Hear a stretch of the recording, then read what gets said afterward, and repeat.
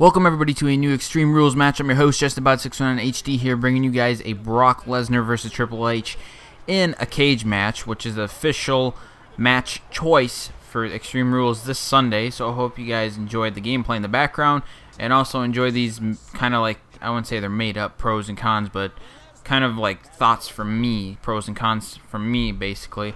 So I'm going to start with the contender, which is Brock Lesnar, who's the one that's starting all the fights and stuff with Triple H by going to his CEO office, which I highly doubt was his office. I think it was just a staged act and all that stuff. But let's start with him and actually talk about a few pros that I've written out here. So one here, the number one that I put is he's really good when it comes to cages. Yeah, we already know that he's good with cages since he's a former UFC /MMA guy, and with being successful in that category, he can finally bring his skill to the WWE and actually have a cage match for once, and probably put on a good show since he's done it in the past with UFC and MMA.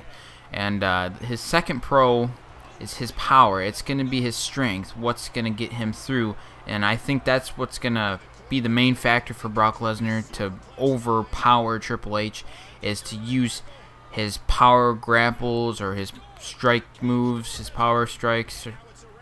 That's probably the only way he can actually beat Triple H, to have a very good fight and all that. And then his third pro that I've written out here is, since the F5 is one of the most devastating finishers of all time, I think he's going to probably at least put 2 on Triple H before he can actually knock him out to get out of the ring. So those are some of the pros for Brock Lesnar that are written out. So let's get to it and actually talk about the cons for Brock Lesnar. And I tried to do my best on this one, tried to think of possibilities, but with Brock Lesnar being so tough in the WWE, like his personality, his character and all that stuff, it's kind of hard to come up with cons on this guy. So I tried to do my best, and let's get to it and actually talk about number one. I highly doubt this will happen, but he could get knocked out. And there's really not that many ways to get knocked out without any weapons, so I wouldn't say that's a potential con, but it's going to be rare. It's going to be a rare con to happen on Brock Lesnar. And this next one, this is going to be a main factor, and it's going to be his stamina. Could he still hold his stamina, or will it go fast? And if he does not hold it, he's probably going to be done fast. And if Triple H can hold it longer than he can, his stamina, maybe he'll have a more potential than Brock Lesnar, and that could be maybe the difference between those two guys, which would make them greater. So the third and final con that I have for Brock Lesnar here is he might get a little sidetracked. If you've seen him kind of in the past, like if he gets attracted to something that really ticks him off, he'll usually go towards that instead of focusing on the match itself. So we'll see what happens. Maybe Paul Heyman or something special will happen, and he'll get sidetracked, and Triple H will take that advantage and actually use it to his cost and actually win the match by doing that and getting probably a pedigree or maybe some type of move on him that will knock him out, and also give him the chance to crawl out of the cage or go through the door, whichever one they want to do. I'm for sure they'll go through the door for the first 2 times probably, and then they'll have to climb over. So that's basically all I have for pros and cons for Brock Lesnar. So let's move on to the guy who wants to actually fight Brock Lesnar, and that's Triple H. So let's talk about some pros on him. My first pro on Triple H here is he's just as good as Brock Lesnar when it comes to being inside of a cage.